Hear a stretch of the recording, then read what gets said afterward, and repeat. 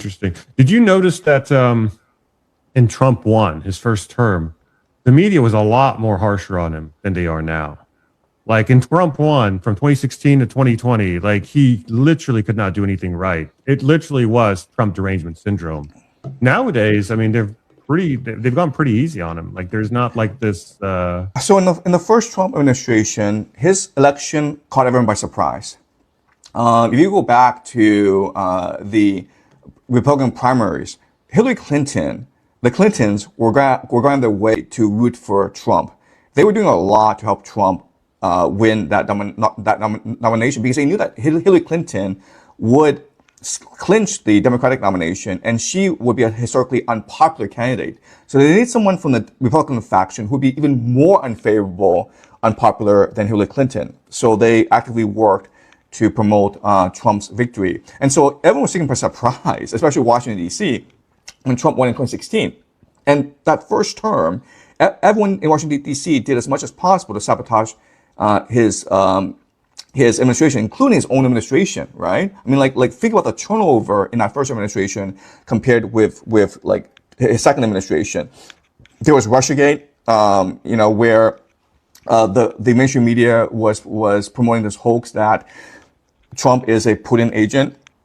And there was just a lot of sabotage. There was so much leaks during the first administration. So Trump couldn't get anything done. But then what happened was Trump lost to Biden.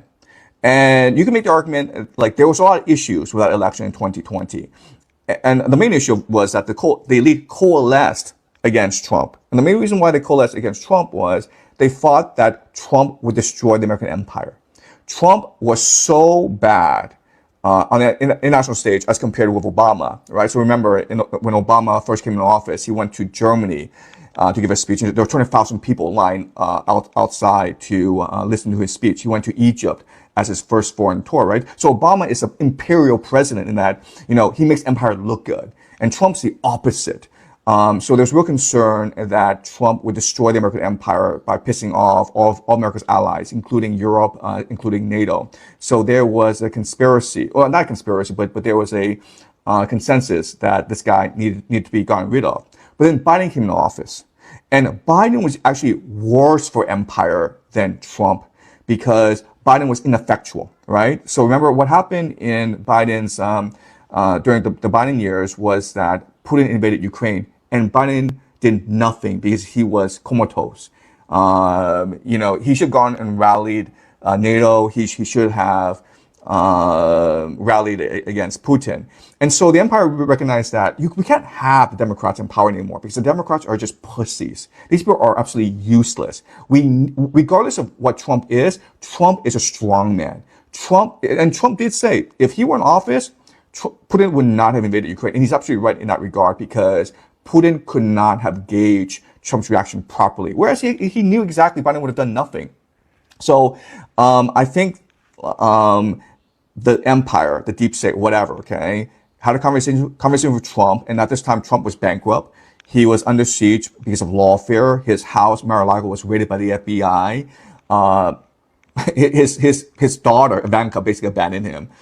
So he was in a lot of trouble. And I think he made a deal with the deep state that when he came back into power, then he would be the agent of empire, basically a scapegoat for empire, who would promote imperial interests around the world. And that's exactly what he's been doing these past couple of years, right? And what's really striking is not only have the mainstream press, not only have they been more reserved in the criticism of Trump, but the Democrats have done nothing at all to stop Trump's imperial push, right? So this attack against Iran, which would have required congressional authority, Congress basically abstained.